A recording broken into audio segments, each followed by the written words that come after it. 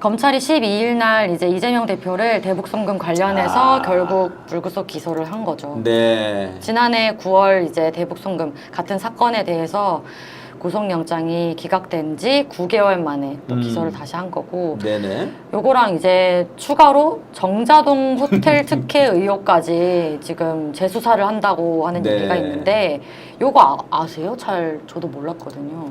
예.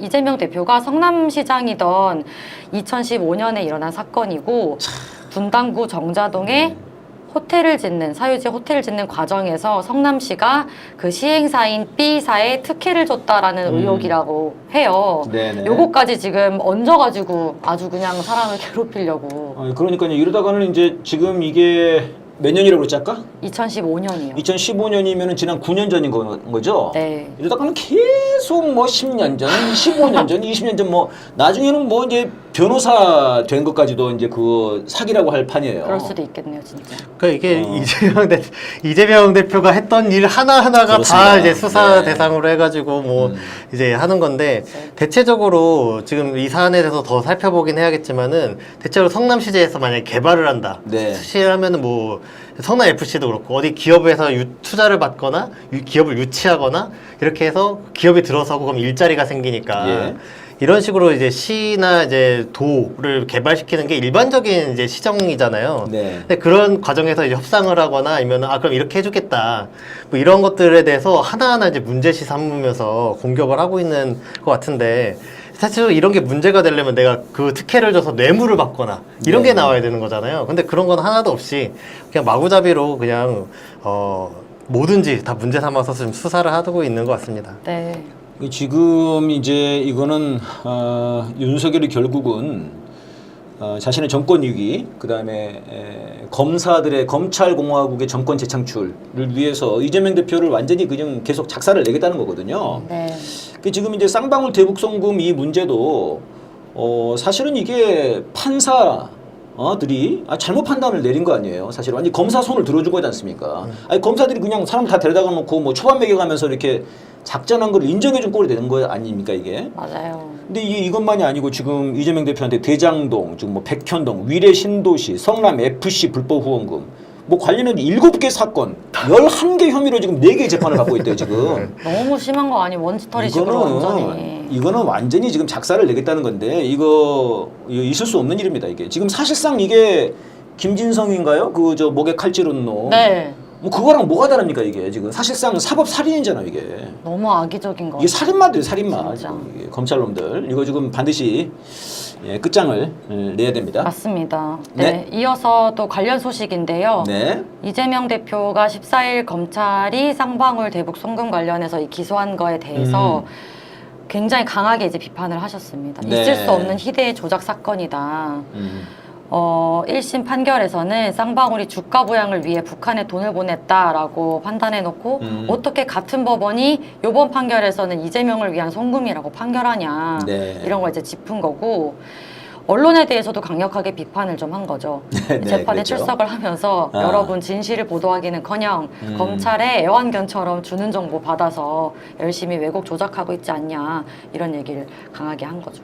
그렇습니다. 이게 지금 굉장히 이슈가 많이 되고 있어요. 네. 여기저기서 지금 또 많이. 물고 막 엄청나게 막 그렇습니다. 뭐 망언이다 막 이런 얘기를 하고 있던데. 그러니까 이게 이제 언론의 기능과 관련해 가지고 이게 이제 뭐 외국에서 온 말이더만요. 네. 뭐 랩독이냐 와치독이냐.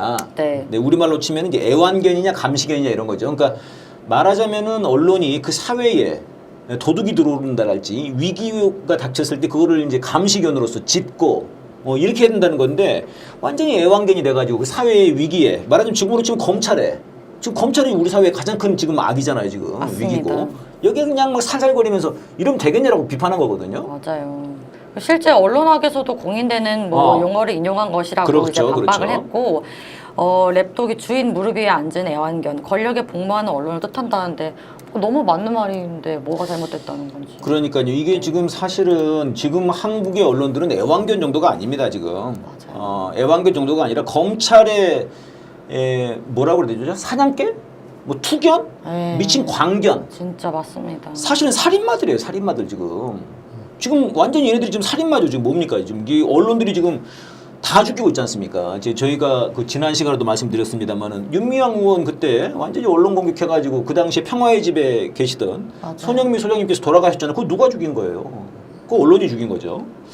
저는 이번에 이제 이거 관련해 가지고 소위 이제 언론에서 뭐 이제 국힘당 대선 주자들급 얘네들이 막 엄청 한마디씩 했더라고. 다 또 나경원 뭐 안철수 다 했는데 나는 제일 기분 나쁜 게 유승민이야. 유승민 이름이 또 뭐라고 그러냐면 뭐 언론을 겁박하고 조폭같이 말한다. 아, 이렇게 얘기를 제발. 하면서 저런 사람이 대통령 되면 나라가 망하겠구나 하는 생각이 든다고. 그러니까 유승민 정도면은 제가 좀 그 뭐라고 그래 국힘당에서 좀 합리적인 사람이라고 제가 얘기를 하는 놈 아니에요. 나 이놈이 참 이게 저 꼴 보기 싫거든. 네. 그러니까 아니 지금 대통령이 누구야? 윤석열 돼가지고 나라가 망하게 생겼잖아요 지금. 어떻게 그렇게 말을 하지? 아니 그러면 지금 나라를 먼저 윤석열을 몰아내고 지가 말을 하든가. 그러니까요. 예?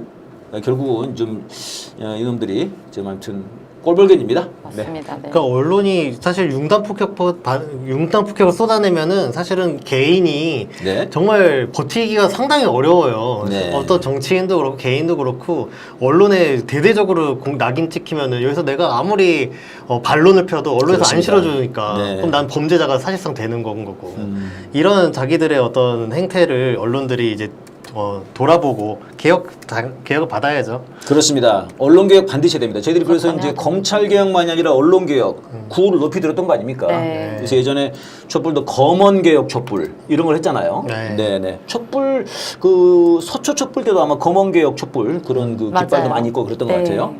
예. 네, 넘어가겠습니다. 예. 노동계 소식인데요. 어허. 시민단체 직장갑질 119에서 16일에 이제 여론조사를 했는데 2025년 적정 법정 최저임금에 대한 설문조사를 한 거예요. 네. 여기에 전체 응답자의 67.8%가 높네요. 시간당 11,000원, 월로 아. 계산하면 월 230만 원 이상이 적절하다고 답을 했다고 합니다. 네. 자, 왜냐면 지금 내년도 최저임금을 결정하기 위한 최저임금위원회가 본격적인 활동에 이제 들어간 시기이기 때문에 요걸 네. 이제 좀 주의 깊게 앞으로 봐야 될 것 같고요. 올해 최저임금 아시나요? 혹시? 정확히 모르겠어요. 9,830원? 9,860원. 맞아요. 야, 30원을 놓쳤네. 30원을 놓치시면 안 돼요. 아, 지금. 죄송합니다. 네. 한 푼이 소중합니다. 예. 9,860원. 네. 네.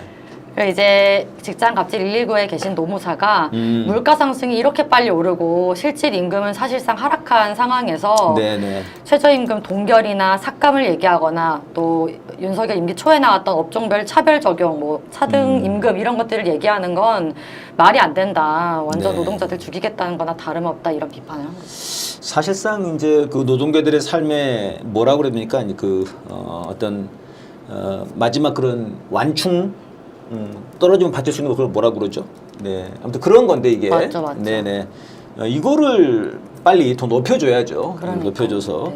네. 지금 이 최저임금 얘기가 계속 나오고 있어가지고 하여튼 네네. 이 기업 그 회사 측이나 이런 데서는 이 최저임금 차등 적용하려고 네. 계속 공격을 언론 보도 많이 내더라고요. 그래서 네. 자영업자들이 너무 힘들어서 차등임금을 적용하지 않으면 자영업자들이 다 죽을 것 같이 예. 이제 보도를 하는데 사실 그렇게 자영업자 생각할 거면은 임대료라든가 카드 수수료, 그런 걸 이 낮춰줘야죠. 배달 플랫폼 뭐 이런 어느 기사에 보니까 배달 플랫폼에 이런 이것저것 뭐 떴더니 10,000원짜리 팔아서 51원이 남았다 뭐 이런 네. 걸 봤는데 이런 문제들에 대해서는 눈을 감고 최저임금 문제만 자꾸 차등 적용하자고 하는 거는 의도가 너무 뻔하고 이 서민들만 이제 작살내는 네. 이런 행태 같습니다. 그냥 갈라치기 하는 거죠. 싸우라고 자영업자들이랑 또 노동자들이랑 그런 것도 있군요. 서로 반목하게 만드는 걸 사실상 그런 정책들을 병행하면 다 해결할 수 있는 부분을 그러네요. 네, 아주 나쁩니다. 예. 네, 마지막입니다. 네, 마지막 국내 뉴스 마지막 뉴스. 의료계에서는 지난주에 이제 예고됐던 집단 휴진이 이제 시작이 됐고 어허. 서울대병원이 그 첫 순서로 중증과 희귀 질환을 제외한 진료 무기한 휴진에 들어갔습니다. 네. 전체 교수 중에 55%가 참여하면서 수술장 가동률도 절반 정도로 줄어들었다고 하고요. 비롯해서 오늘부터 또 무기한 휴진에 들어가는 다른 병원들은 분당 서울대 보라매 병원 등 해서 4곳이 있다라고 합니다. 그래서 예. 환자들의 걱정이 너무 큰 상황이고 내일부터는 또 의사협회 차원에서의 무기한 휴진이 또 예고되어 있죠. 그렇군요. 지금 뭐 윤석열이 이거를 어떻게 해결하려나요? 그게 걱정이죠 지금. 맞습니다. 근데 계속 광고도 나오는 거 아시죠? 네, 어떤 광고가 나와요? 그러니까 뭐 의사들 이거 의료계 관련해 가지고 공익 광고처럼 만든 것들이 여기저기서 계속 나오더라고요. 그래요? 보셨어요? 네. 네, 윤석열이 지금 뭐 중앙아시아에서 돌아왔습니다만은 이걸 정말 해결할 수 있을지, 해결할 의향이 있는지 네. 좀 그런 생각이 듭니다. 결국은 우리 국민들, 서민분들이 지금 고통을 받고 있는 그런 상황이죠.